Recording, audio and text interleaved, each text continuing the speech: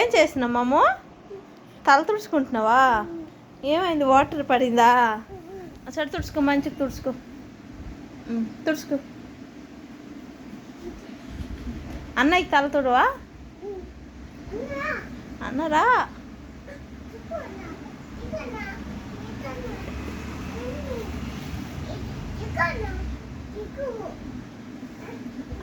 దిగేరంట్రా.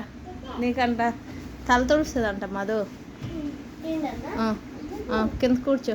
నువ్వు దానికి కానీ హైట్ ఉన్నావు నువ్వే. చూడు తల తుడుస్తుంది, చూడు చూడు. రెండు చేతులతో తుడు మమ్మీ. చడుతుడు.